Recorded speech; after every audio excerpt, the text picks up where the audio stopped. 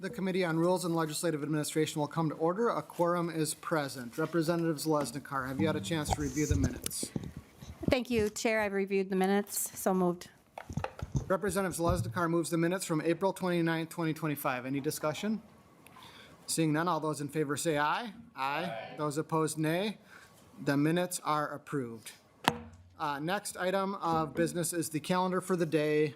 We're proposing calendaring two bills for the calendar for Friday, May 2nd, 2025, House File 2433, Joachim, and Senate File 1740, House Author Jordan.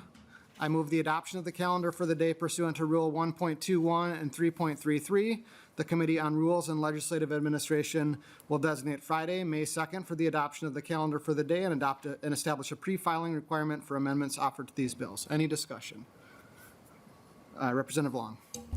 Thank you, Mr. Chair. We spoke about this proposal yesterday and this morning, and we don't have an agreement on the calendar for the day. As we discussed, we are still in a negotiation process to determine whether we can move forward with Education, Finance, and Budget Bill this week. And we made proposals to do that, but those were not accepted. So we're still working through negotiations on this. So at this time, we're not prepared to accept this calendar for the day, and we'd ask for a roll call vote.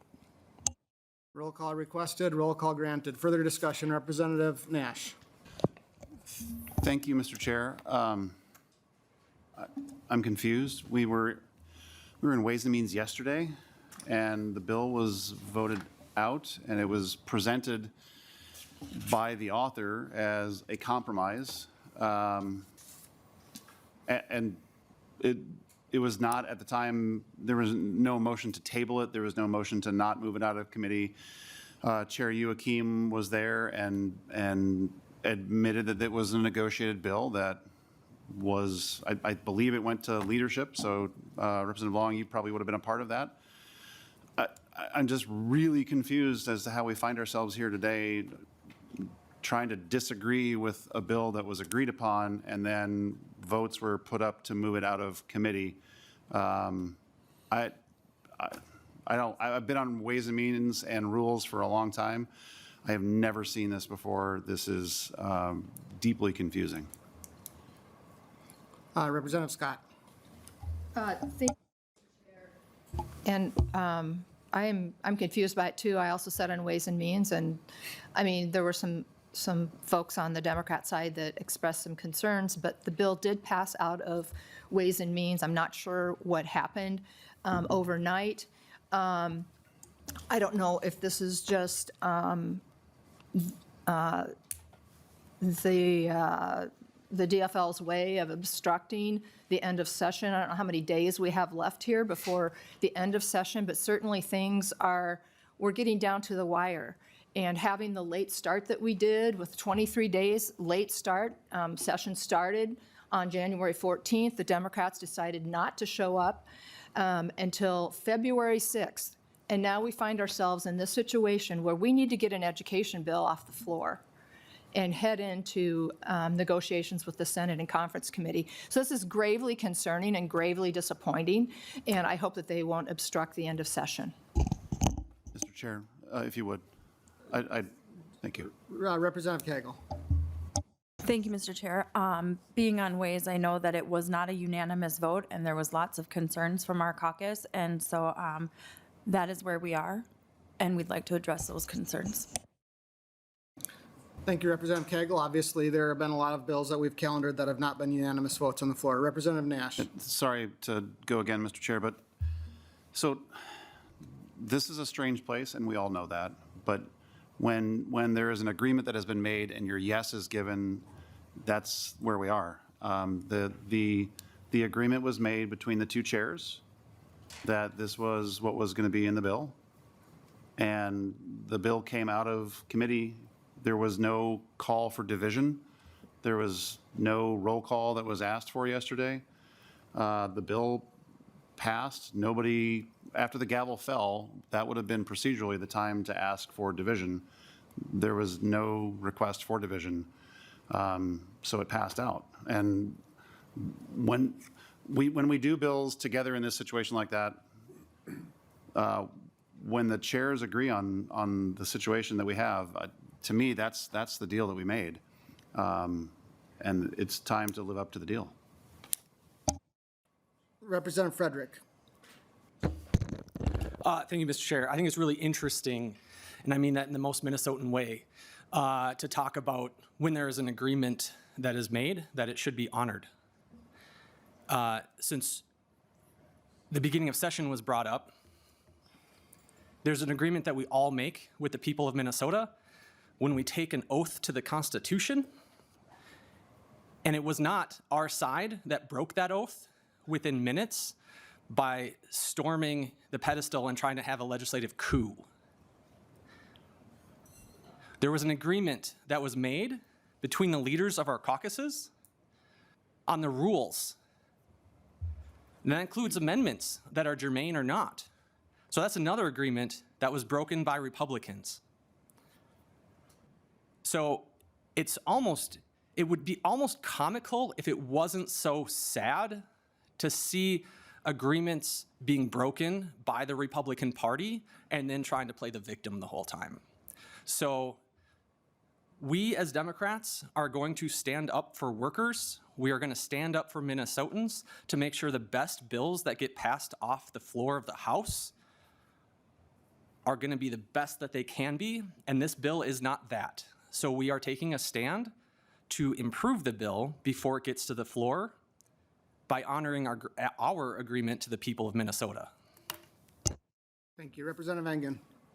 Thank you, Mr. Chair. The only legislative coup that I'm really understanding that's occurring right now seems to be occurring within the DFL caucus room. Does the far left hand not know what the left hand is doing right now? I'm really confused as to why we are rescinding this agreement that was made in good faith amongst both chairs, that we had heard in committee and education this past week, that passed out of Ways and Means, and now we're being told that we're the issue over a fight that's occurring within your own caucus room.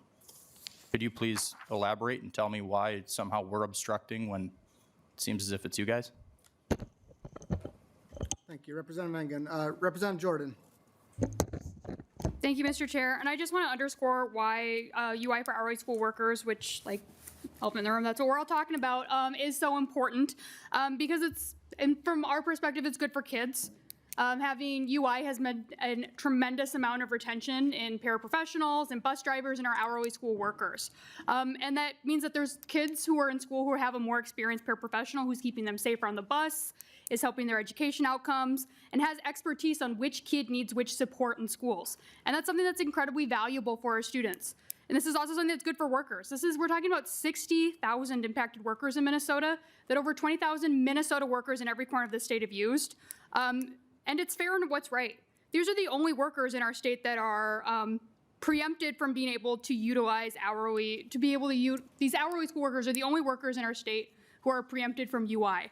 The only other ones are people in management, people like us, legislators, people in the Army. And so this is something that's important for these working class workers that are in all of our districts. This is existing law. It's good for kids. It's good for workers. I think it's a big reason why we need to continue to work on this bill. Thank you. Thank you, Representative Jordan. Representative Howard. Thank you, Mr. Chair. Fundamentally, the first priority has to be passing a budget, and that's going to require that we work together. That isn't my quote, that's Chair Niska's quote.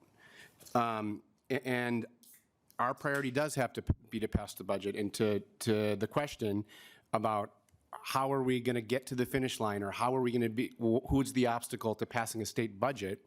The obstacle is Republicans insisting on extreme policy that harms workers. The provision in question to take away unemployment insurance for paraprofessionals, for school bus drivers, for workers making $17 an hour is not necessary to pass our state budget, our duty to pass our two-year budget. It's a policy objective from the Republican Party, from the Republican House, amongst many, that aims to confuse what our job, what Chair Niska said, is our first priority to pass a state budget. I have no doubt that together, if we were to check policy at the door, we could agree to a state budget and we could be out of here on May 19th. But I do fear that we have an extreme Republican caucus that is going to need to insist on these extreme things to be able to marshal the support to work together. Our job is to pass a state budget. We absolutely have the power to do that work together, and the way to do it is to actually focus on passing the state budget. Thank you, Representative Howard. The issue before us today is whether to calendar a budget bill so we can pass a state budget. Representative Hollins. Thank you, Mr. Chair. Just wanted to respond to Representative Engen's question because, you know, the far left reporting for duty. And I can tell you that our caucus is not a dictatorship.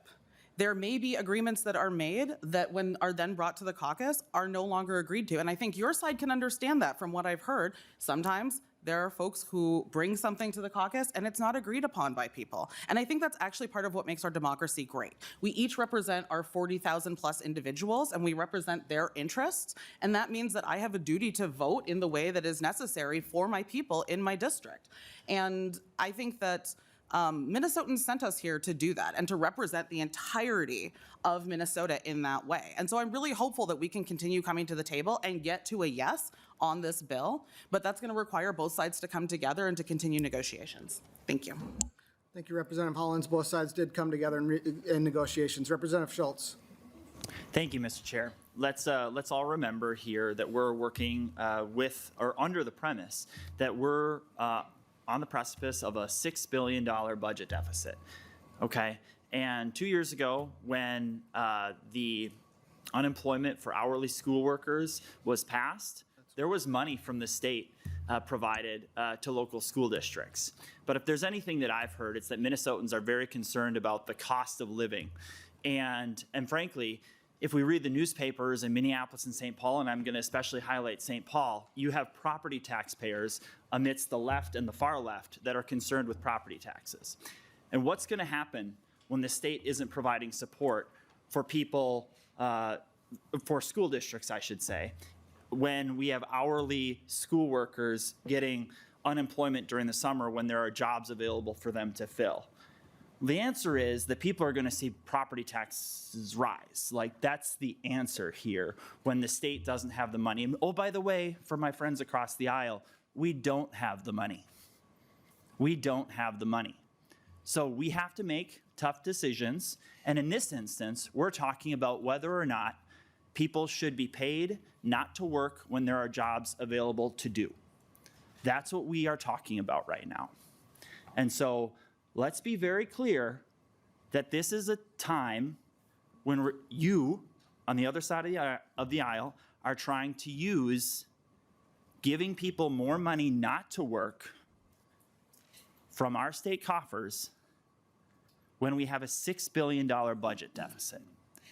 So this is about calendaring a bill to provide for a budget to ensure that we are taking a path towards making sure that our budget is balanced. And this ongoing priority that you on the left seem to have to provide payment for people who are not working is going to cost property taxpayers in our state significantly in years to come. So if you're trying to take from some to give to another group and trying to take from those who are working and give to those who are not, and that is going to be what you make as the determining factor as to whether or not we get done on time when we have 2.5 weeks to go, we'll see you there. Thank you, Representative Schultz. Representative Cagle.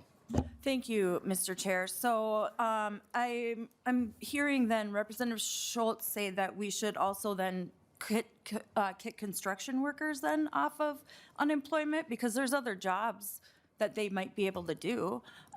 There's lots of employees that are seasonal that we give unemployment to. Why are we picking and choosing who gets it?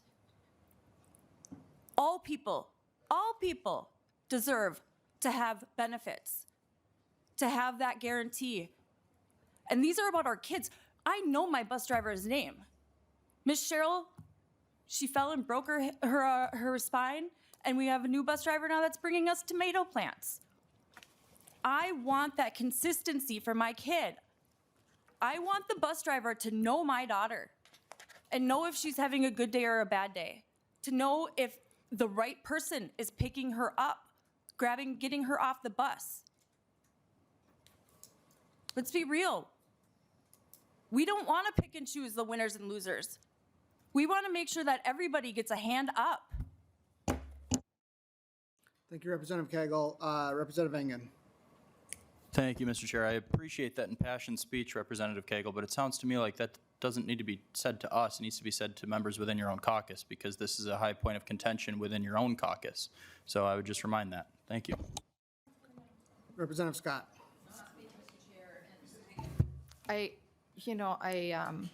I'm concerned with many of the concerns that Representative Schultz brought, that this UI benefit that was given for the first time after decades, that people, we talked about this in Ways and Means yesterday, those summer employee, or those people that signed up for the job knowing that they would only be working 9 months out of the year, those are the same people that many of the districts have employment for them in the summer. Some of them are bus drivers in the summer.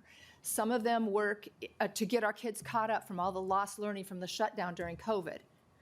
And my concern is, yes, there was money this last time for our school districts, but because of the fact that that money's not going to exist into the future, along with the 65-plus mandates that you placed on our school districts over the last 2 years when you had the trifecta, what other mandates then, if you're gonna stick that one back in, what other mandates are you gonna whirl back so our school districts don't continue to be in a deficit position where they're going to have to pass that down to the property taxpayers?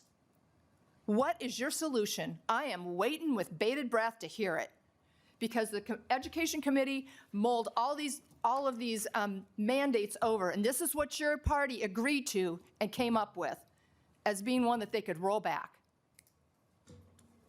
So I can't wait. If we're going to not pass this agenda, the calendar for the day, out of this committee today, I look forward to what your solution is so that our school districts don't continue to be in deficit. And I see a lot of smirks over there, and let's just wait and see. Let's just wait and see, people. Thank you, Representative Scott. Representative Howard. Members, and I think this is really instructive. Folks on the other side of the aisle are really saying the quiet part out loud. You don't like that this caucus stood up for working families last session. You don't like that we made sure that our paraprofessionals, our school bus drivers, the people that care for our kids are able to get insurance. You don't like that we provided paid family and medical leave so that our working families, you don't like that. You want to go back and relitigate what happened in 2023. But our job is to balance this budget. And it's a matter of fact that the provision that you all don't like is not a line item to balance our state education budget. Representative Scott, to your question, we can pass an education budget that meets our target, that invests in our kids, invests in our schools, provides significant resources to address the needs of our schools. That's what's in the budget target that we negotiated together. The challenge is you all want to stick it to working people, and that's what we are standing up for. We can pass an education budget tomorrow. All you have to do is look forward instead of look backwards. Co-Chair Long. Thank you, Mr. Chair. So there have been a lot of pretty offensive statements made about the individuals that the unemployment insurance is trying to protect. These are individuals who are our bus drivers, who are education support professionals, who work in our schools, who work with our kids. And they are seasonal workers, just like any other seasonal worker, just like construction workers. They also deserve to have the ability to have their time when they are not working covered, as construction workers do, as other workers do. Oftentimes, there are not jobs for them in the summer.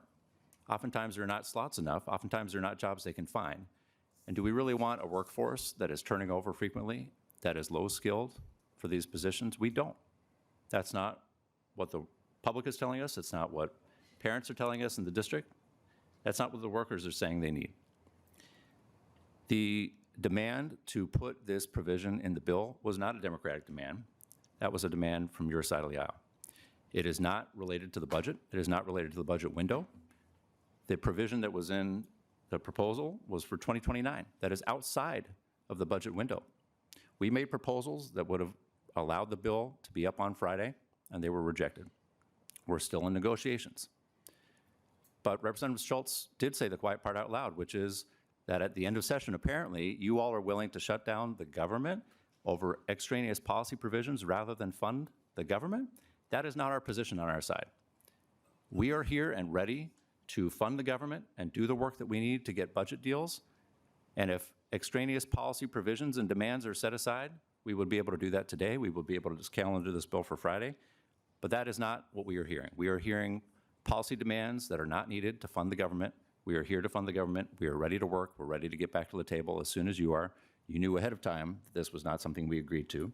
So we're here today because you wanted to put on a show about the bill for Friday. So here we are having a conversation in public, which we are welcome to do because we are here to stand up for workers every single day. Thank you, Mr. Chair.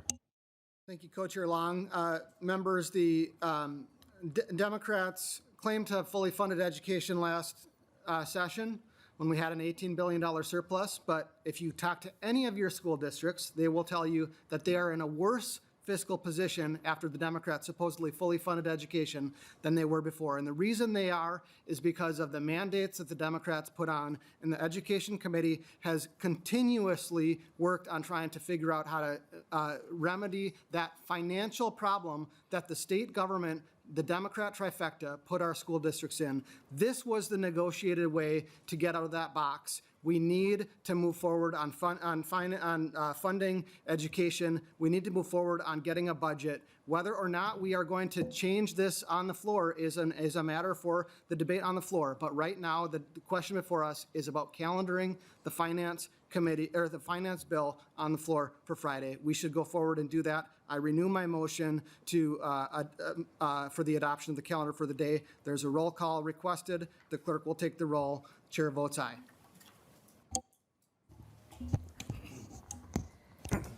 Co-Chair Long, No. Vice Chair Engen. Aye. Co-Vice Chair Hollins, No. Representative Coulter, Absolutely not. Representative Frederick, No. Representative Howard, No. Representative Jacob. Representative Jordan, No. Representative Cagle. No. Representative Nash. Aye. Representative Purcell. Purcell, no. Representative Schultz. Aye. Representative Scott. Aye. Representative Steer. Aye. Representative Zalezakar. Aye.